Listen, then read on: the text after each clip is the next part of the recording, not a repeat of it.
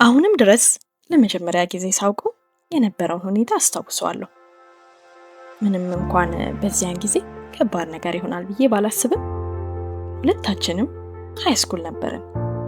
ክፍላችን ሁል ጊዜ ጫጫታ ውስጥ ነው። ተማሪዎች ያወራሉ፣ ይስቃሉ፣ ወንበሮችን ከቦታ ቦታ ያንቀሳቅሳሉ። በዚህ ሁሉ መሃል ግን ትኩረቴ እሱ ላይ ይሆናል። ድምፁ ከፍ ብሎ የሚሰማ አይነት አልነበረም። ትኩረትም ለመሳብ አይሞክርም። የተረጋጋ ትኩረትን የሚሰጥ ነበር። ታዲያ ሳይጠይቁት እንዲያከብሩት የሚያደርግ ነገር ነበረው። መጀመሪያ ላይ መታየት ብቻ ነበር። ትናንሽ ያልታሰቡ ጊዜያትን በኮሪደር እንተላለፋለን። በአንድ ክፍል ውስጥ መቀመጥ፣ የቡድን ውይይቶች፣ በቃ ምንም ሲሪየስ ነገር አልነበረም። ግን ቀስ በቀስ ሌላ ነገር ሆነ። እሱ የማይኖርበትን ጊዜ ማስተዋል ጀመርኩ። ሳላየው ድምፁን መለየት ጀመርኩ። እና አንድ ቀን አይኖቻችን ከወትሮ ትንሽ ረዘም ላለ ጊዜ ሲገናኙ የሆነ ነገር ተለወጠ። የታቀደ አሊያም የተነገረ ነገር አልነበረም፣ ግን ተረድተነዋል። ከዚህ በኋላ ሁሉም ነገር በጸጥታ ተለወጠ። መጀመሪያ ላይ እወድሃለሁ፣ እወድሻለሁ አልተባባልንም። ምንም ኑዛዜ አልነበረም። ትናንሽ ነገሮች ብቻ። ከክፍል በኋላ መጠባበቅ፣ አንዳችን ከወጣ ቀስ እያለን እየተራመድን መጠባበቅ፣ ከሚሰሙት በላይ ጥልቅ ትርጉም ያላቸውን ቀላል ቃላት መለዋወጥና ሳናቀው በጣም ተቆራይተን ነበረ። በአካባቢያችን ያሉ ሰዎች ሁሉ ማስተዋል ጀመሩ። ጓደኞቻችን እያዩን ይስቁብናል።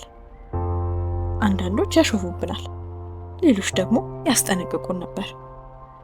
በጣም ተቀራርባቸዋል ይሉን ነበር። ገና ልጆች ናችሁ። እና ትክክል ነበር፣ ልጆች ነበረን። ምን እየተሰማን እንዳለ ሙሉ ለሙሉ ለመረዳት በጣም ትንሽ ነበረን፣ ግን በጥልቀት ለማዳመጥ ትንሽ አልነበረም። ይህ ከባዱ ሁኔታ ነበር። ምክንያቱም የተሰማን ነገር እውነተኛ ነበር፣ እኛም ደግሞ እናውቃለን። በነፃነት እነዚያን መቀጠል ትክክል አልነበረም። አንድ ውሳኔ ያደረግን፣ ፍጹም አይደለንም፣ ግን ጥረት እናደርጋለን። ትምህርት ቤት ብቻ እንደምንገናኝ ተስማማን። ለብቻችን አናገናኝም፣ ሚስጥራዊ ግንኙነት አይኖረንም። መቆጣጠር ከምንችለው በላይ ድንበር አቋርጦ መሄድ የለም። ይህም መንገድ ቀላል ያደርገዋል ብለን አስበን ነበረ፣ ግን አልሆነም።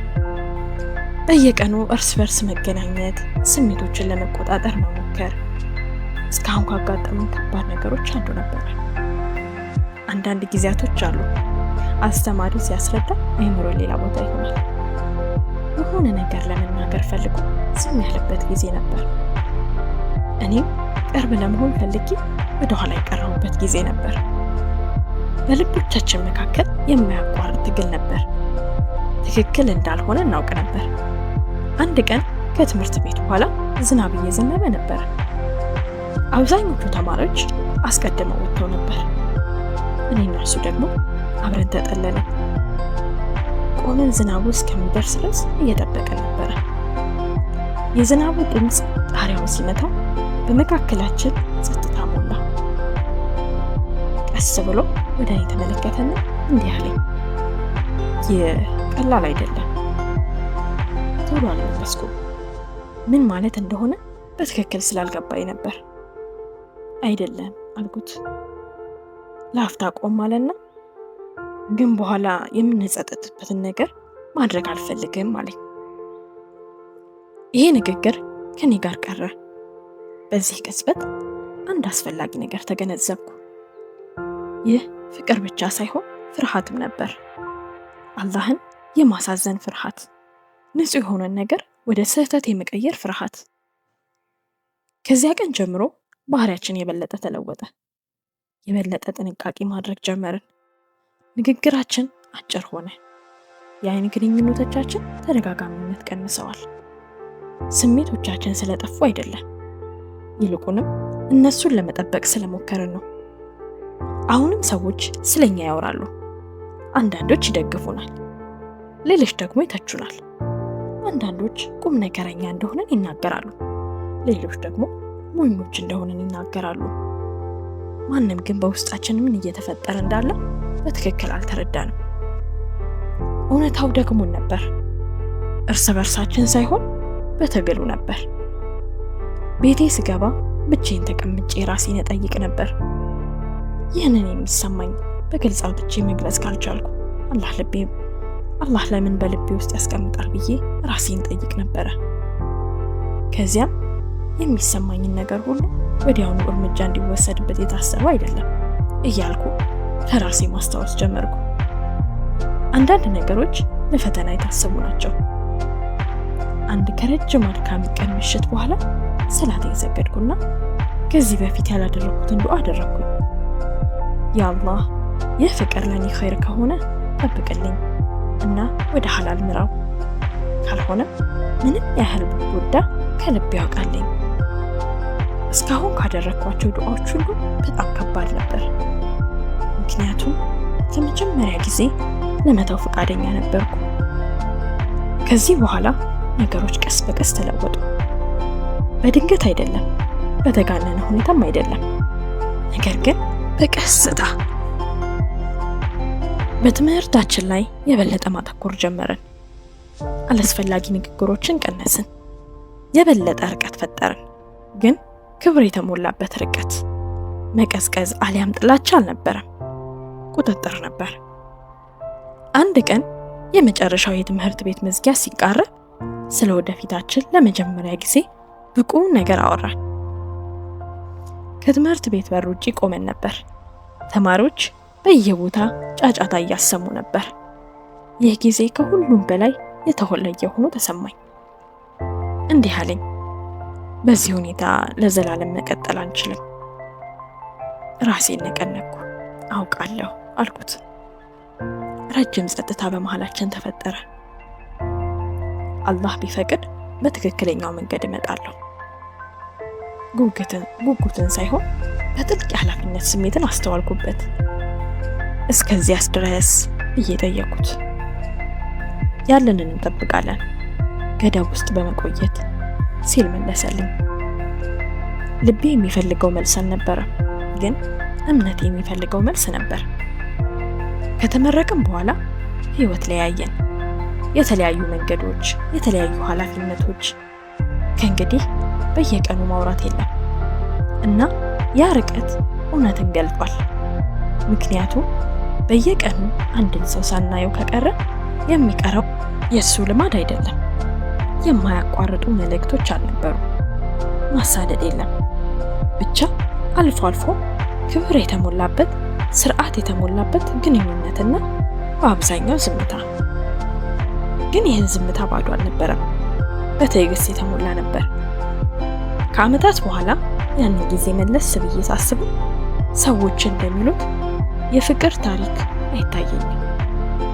ፈተና ያለው የቁጥጥር ፈተና፣ የታዛዥነት ፈተና፣ ስሜታችን አሊያም አላህን መምረጥ እንደሆነ የሚያሳይ ፈተና። እና በጣም አስፈላጊ የሆነ ነገር ተምሬያለሁ። ቀድሞ የሚጀምር ፍቅር ሁሉ ስህተት አይደለም።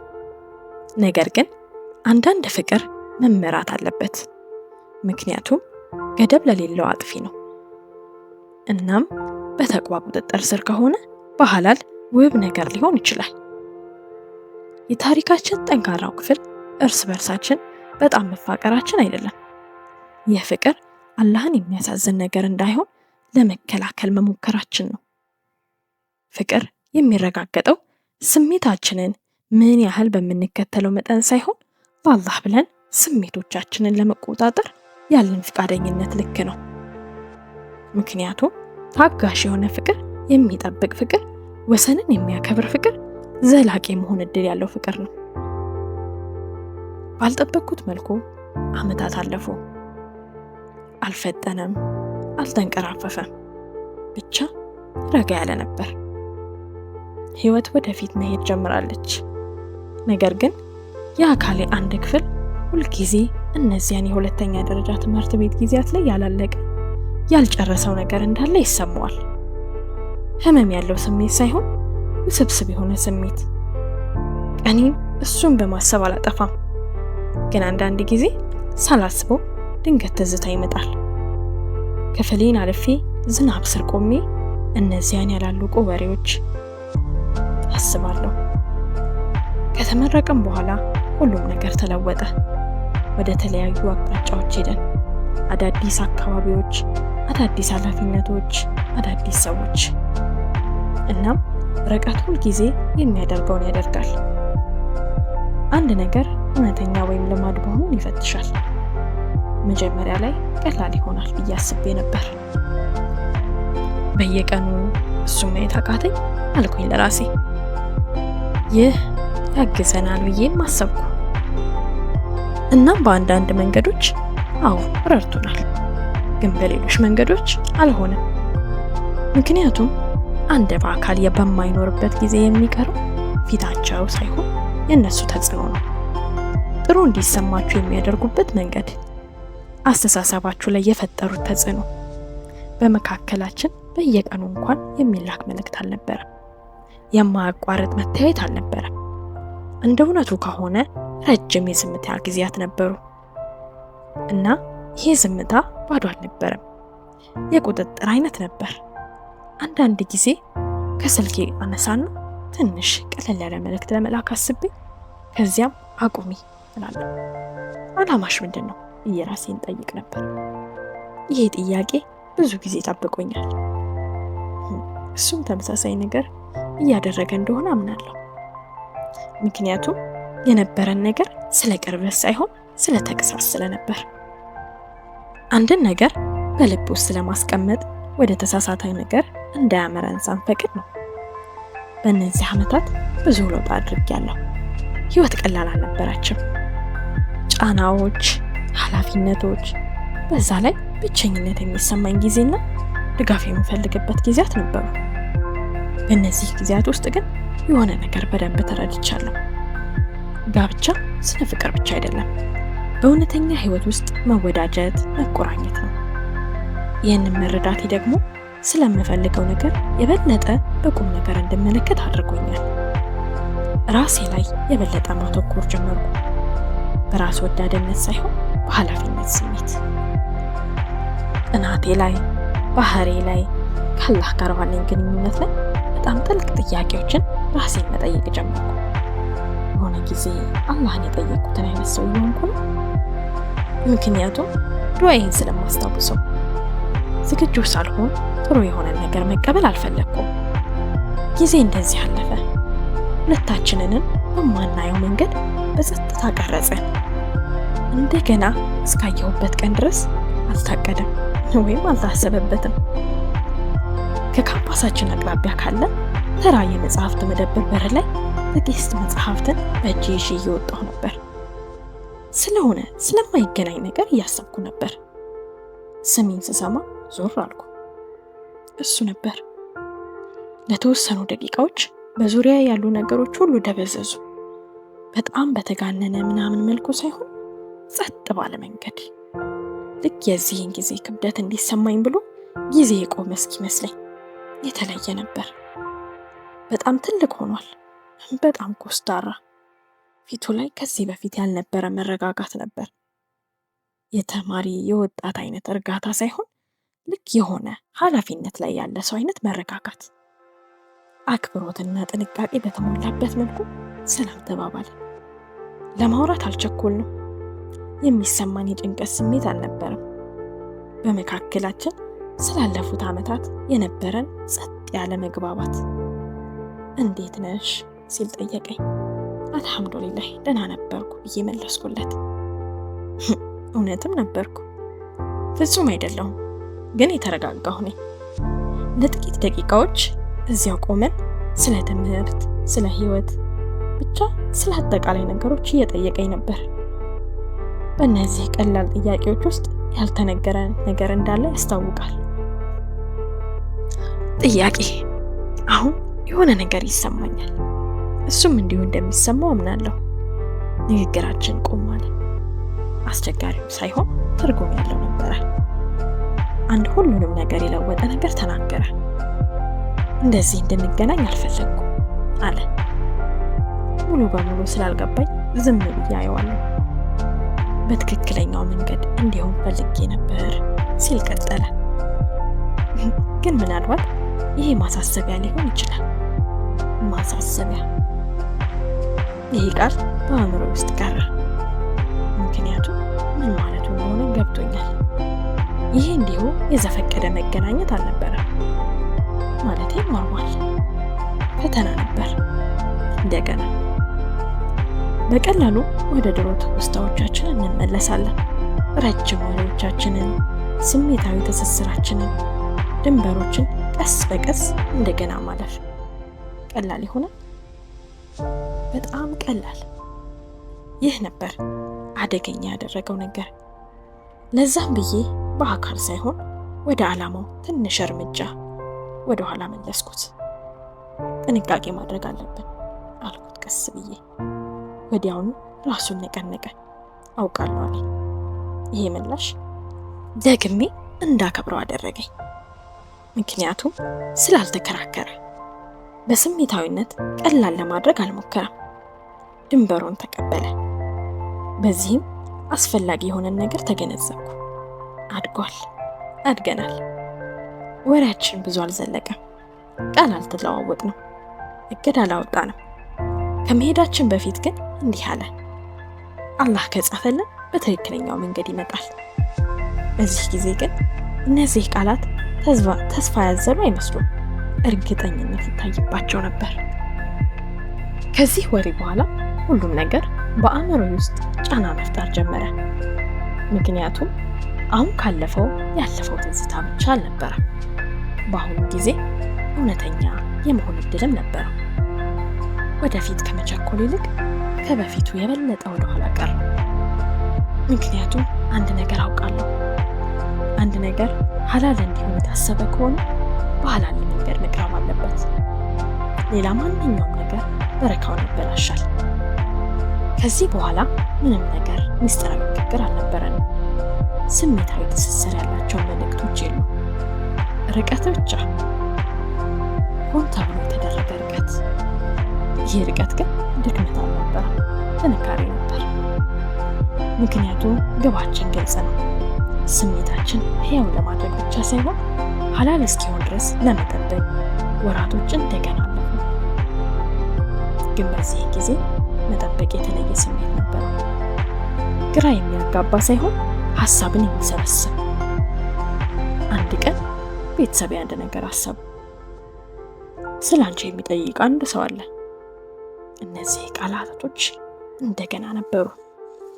ልቤ በተለየ መንገድ መምታት ጀመረ። በግራ መጋባት ወይም በፍርሃት አይደለም፣ በእርጋታና በማስተዋል። ስሙን ስሰማ ድንጋጤ አልተሰማኝም፣ ሙሉነት ተሰማኝ። ልክ እንደቆመ ነገር። አሁን ሁሉም ነገር በትክክለኛው መንገድ እየሄደ ነበር።